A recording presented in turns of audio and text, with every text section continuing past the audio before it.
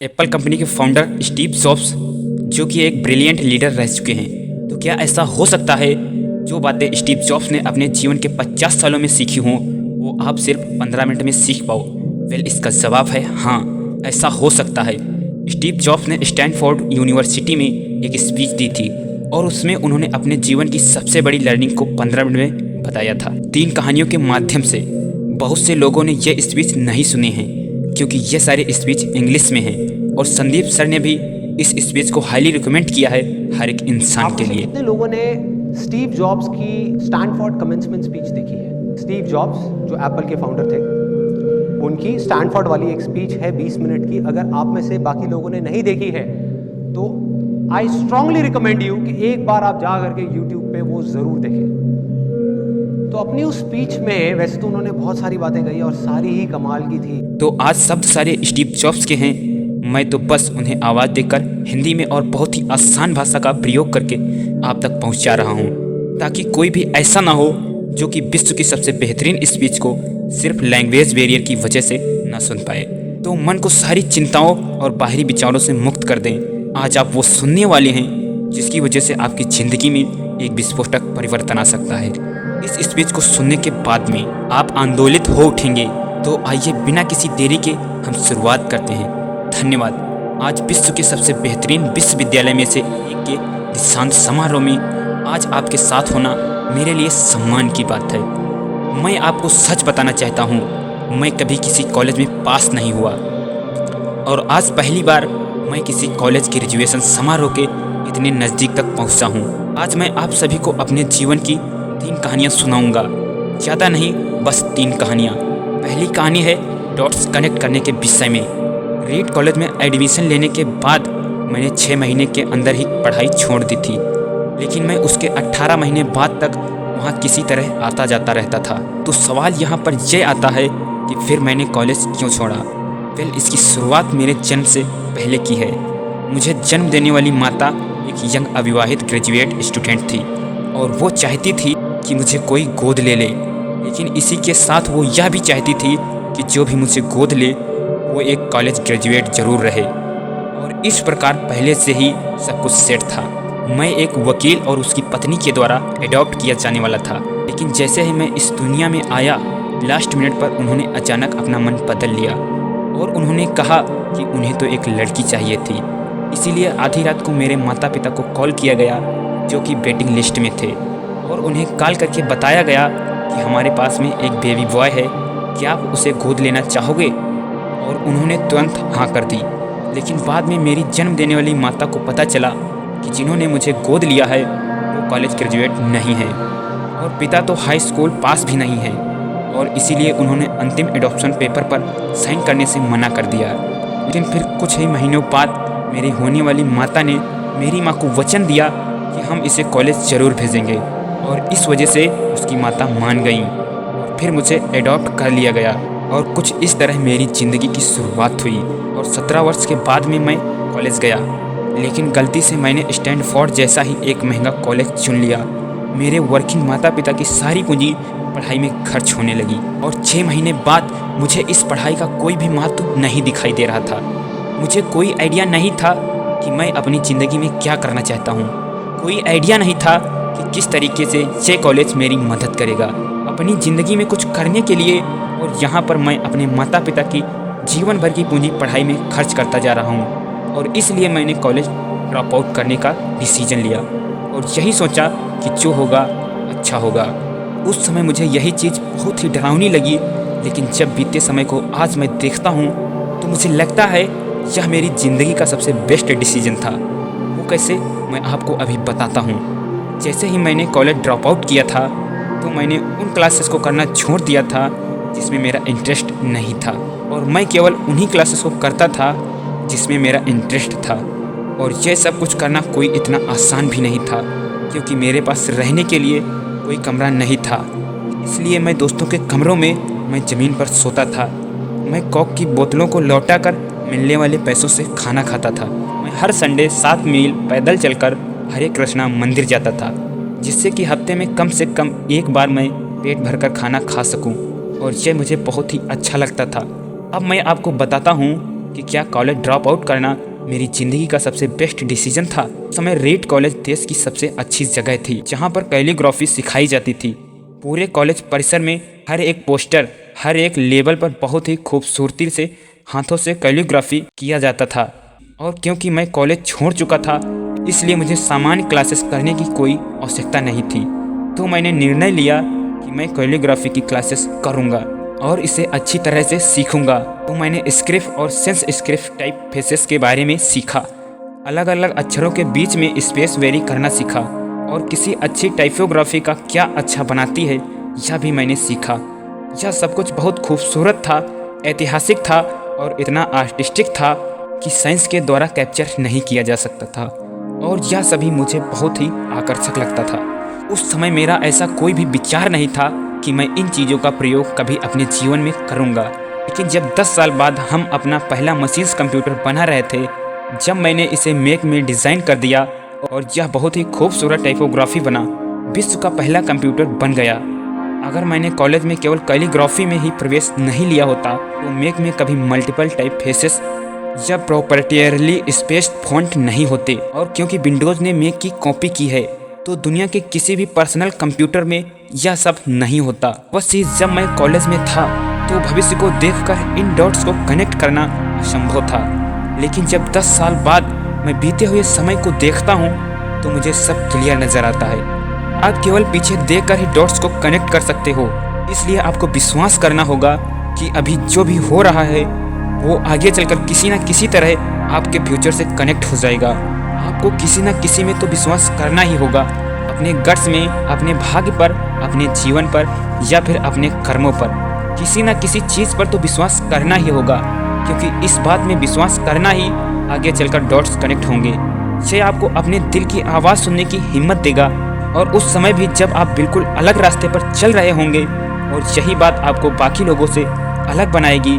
तो मेरी पहली कहानी से सबसे बड़ी सीख यही है कि जो हो रहा है वो अच्छे के लिए हो रहा है और अभी आप जो भी कर रहे हैं वो आगे चलकर आपके किसी न किसी काम जरूर आएगा। आप बस अपने आप पर विश्वास रखकर करते जाइए जो कर रहे हैं। मेरी दूसरी कहानी लव और लॉस के विषय में है। मैं बहुत ही सौभाग्यशाली था कि जिससे मैं प्यार करता था वह मुझे जल्दी ही मिल गई। और मैंने अपने पिता के गैराज से ही एप्पल की शुरुआत की थी जब मैं 20 वर्ष का था और हमने बहुत मेहनत की और 10 साल में एप्पल कंपनी 2 लोगों से बढ़कर $2 बिलियन 4,000 लोगों की कंपनी हो गई। हमने अभी 1 साल पहले ही मशीनतोस रिलीज़ किया और आज मैं 30 साल का हो गया और कंपनी ने मुझे निकाल दिया। आप सभी लोग सोच रहे होंगे कि अपनी ही बनाई हुई कंपनी से मुझे कैसे निकाल दिया। जैसे जैसे एप्पल ग्रो करने लगी हमने एक बुद्धिमान आदमी को हायर किया जिसे मैंने सोचा कि वो मेरे साथ मिलकर कंपनी को आगे बढ़ाएगा। पहले 1 साल सब कुछ ठीक चल रहा था, लेकिन फिर उसके बाद कंपनी के फ्यूचर को लेकर हम दोनों के बीच विवाद होने लगा और बात बोर्ड ऑफ डायरेक्टर तक पहुंच गई और उन लोगों ने उसका साथ दिया और इस तरीके से 30 वर्ष की आयु में मुझे अपनी ही कंपनी से निकाल दिया गया। जो मेरी पूरी एडल्ट लाइफ का फोकस था वह अब खत्म हो चुका था और यह पूरी तरह से मुझे बर्बाद करने वाला था और कुछ महीनों तक मुझे कुछ भी समझ में नहीं आया कि मैं क्या करूं। मैं एक बहुत बड़ा पब्लिक फेलियर था और एक बार तो मैंने वैली छोड़कर जाने का भी सोचा, लेकिन धीरे धीरे मुझे एहसास हुआ कि मैं जो करता हूं मैं उसके लिए अभी भी पैशनेट हूं। एप्पल में जो कुछ भी हुआ उसकी वजह से मेरे पैशन में थोड़ी भी कमी नहीं आई। मुझे उन्होंने अस्वीकार कर दिया, लेकिन फिर भी मैं अपने काम से प्यार करता हूं और इसीलिए मैंने एक बार फिर से शुरुआत करने की सोची। मैं उस वक्त यह नहीं देख पाया था, लेकिन अब मुझे लगता है कि एप्पल से निकाले जाने से अच्छा मेरे साथ और कुछ भी नहीं हो सकता था। सफल होने का बोझ अब बिगिनर होने के हल्केपन में बदल चुका था। मैं एक बार फिर से स्वयं को बहुत ही हल्का महसूस कर रहा था और इसी आज़ादी की वजह से मैं अपने जीवन के सबसे क्रिएटिव पीरियड में चला गया। अगले 5 सालों में मैंने एक कंपनी नेक्स्ट और दूसरी कंपनी फिक्सल शुरू कर दी और इसी दौरान मैं एक बहुत ही अद्भुत महिला से मिला जो कि आगे चलकर मेरी पत्नी बनी। पिक्सल ने विश्व की पहली कंप्यूटर एनिमेटेड टॉय स्टोरी बनाई और आज के समय यह दुनिया का सबसे सफल एनिमेशन स्टूडियो है। और एप्पल ने एक अप्रत्याशित कदम उठाते हुए नेक्स्ट को खरीद लिया और मैं फिर से एप्पल में चला गया। आज एप्पल नेक्स्ट द्वारा विकसित की गई टेक्नोलॉजी का उपयोग करती है। तो यहाँ पर मैं पूरे विश्वास के साथ कह सकता हूँ कि अगर मुझे एप्पल से नहीं निकाला गया होता तो यह सब कुछ मेरे साथ नहीं होता। यह एक कड़वी दवा थी, लेकिन मेरे विचार में एक मरीज को इसकी ज़रूरत थी। कभी कभी ज़िंदगी आपको इस तरह से ठोकर मारती है, लेकिन आप विश्वास मत खोइए। मैं विश्वास के साथ कह सकता हूँ कि मैं सिर्फ इसलिए आगे बढ़ता गया क्योंकि मैं अपने काम से प्यार करता था। जितना अपने प्यार को जानना ज़रूरी है, उतना ही ज़रूरी है अपने काम को खोजना, जिसे आप सच में एंजॉय करते हो, क्योंकि आपका मन आपकी ज़िंदगी का बहुत ही बड़ा हिस्सा होता है। और वास्तविक रूप से संतुष्ट होने का सिर्फ यही एक तरीका है कि आप वो करें जिसे आप बड़ा काम समझते हैं, और बड़ा काम करने का सिर्फ एक ही तरीका है कि आप वो करें जो आप करना पसंद करते हैं। और अगर अभी तक आपको वो काम नहीं मिला है तो आप रुकिए मत, उसे खोजते रहिए। जैसा कि दिल से जुड़ी हर एक चीज़ में होता है, जब आपको मिलेगी तब आपको पता चल जाएगा। और जैसा ही किसी अच्छे रिलेशनशिप में होता है, वो समय के साथ साथ और भी अच्छी होती जाएगी। इसलिए इसे खोजते रहिए, रुकिए मत। मेरी तीसरी कहानी मृत्यु के बारे में है। जब मैं 17 साल का था तब मैंने एक कोट पढ़ा था, यदि आप हर दिन ऐसे जिएंगे जैसे आपकी ज़िंदगी का आखिरी दिन है, तो आप किसी न किसी दिन सही साबित हो जाएंगे। और इसने मेरे दिमाग पर एक बहुत ही बड़ी छाप छोड़ दी। और तब से पिछले 33 साल से मैं हर सुबह उठकर शीशे में देखता हूँ और खुद से एक सवाल करता हूँ कि अगर आज का दिन मेरी ज़िंदगी का आखिरी दिन होता तो क्या आज मैं वो करता जो मैं करने वाला था। और अगर इसका आंसर ना होता है तो मैं समझ जाता हूँ कि कुछ ना कुछ बदलने की ज़रूरत है। इस बात को याद रखना कि एक दिन मरना है। किसी भी चीज़ के डर को दूर करने का सबसे अच्छा तरीका है आप पहले से ही आगे हैं। ऐसा कोई भी कारण नहीं है कि आप अपने दिल की ना सुने। करीब 1 साल पहले ही मुझे पता चला कि मुझे कैंसर है। सुबह 7:30 बजे मेरा स्कैन हुआ और उसमें साफ दिखाई दे रहा था कि मेरे पेनक्रियाज ट्यूमर है। और सच कहूँ तो मुझे ये भी नहीं पता था कि पेनक्रियाज क्या होता है। डॉक्टर ने लगभग पूरे विश्वास के साथ में मुझे बताया कि मुझे एक ऐसा कैंसर है जिसका उपचार करना संभव नहीं है और अब मेरे पास केवल 3 से 6 महीने ही बचे हैं। डॉक्टर ने मुझे सलाह दी कि मैं घर जाऊं, अपनी सभी चीज़ें व्यवस्थित कर लूं। यानी डॉक्टर की भाषा में इसका मतलब था कि आप मरने की तैयारी कर लीजिए, यानी कि वो सारी चीज़ें जो आप अगले 10 सालों में करने वाले थे वो बचे हुए दिनों में कर लीजिए, क्योंकि आपका अंतिम समय आ चुका है। मैंने इस डायग्नोसिस के साथ पूरा दिन बिता दिया और शाम को मेरी बायोप्सी हुई, जहां पर मेरे गले के रास्ते से होते हुए एक इंडोस्कोप डाला गया और एक सुई से ट्यूमर के कुछ सेल्स निकाले गए। उस वक्त मैं पूरी तरह से बेहोश था, लेकिन मेरी पत्नी और वहां पर जो भी उपस्थित था कि जब डॉक्टर ने माइक्रोस्कोप मेरे सेल्स को देखा तो वह भी रो पड़ा, क्योंकि सेल्स देखकर डॉक्टर समझ गया था कि मुझे बहुत ही दुर्लभ प्रकार का कैंसर हुआ है जो कि सर्जरी से ठीक हो सकता है। तो मेरी सर्जरी हुई और सौभाग्य से मैं अब बिल्कुल ठीक हूँ। मौत के इतने करीब तक मैं पहले कभी भी नहीं पहुँचा और मैं उम्मीद करता हूँ कि आने वाले कुछ समय तक मैं पहुँचूँ भी ना। और यह सब देखने के बाद मैं पूरे विश्वास के साथ में यह कह सकता हूँ कि मृत्यु एक उपयोगी लेकिन विशुद्ध रूप से बौद्धिक संकल्पना है। कोई भी मरना नहीं चाहता, यहाँ तक कि वो लोग जो स्वर्ग जाना चाहते हैं वो भी वहाँ जाने के लिए मरना नहीं चाहते हैं। मृत्यु ही वो स्थान है जहाँ पर हम सभी लोग जाते हैं। आज तक कोई भी बचा नहीं है और ऐसा होना ही चाहिए, क्योंकि इस जीवन का एकमात्र सबसे बड़ा आविष्कार है वो है मृत्यु। यह जिंदगी को बदलती है, पुराने को समाप्त करने का रास्ता खोलती है।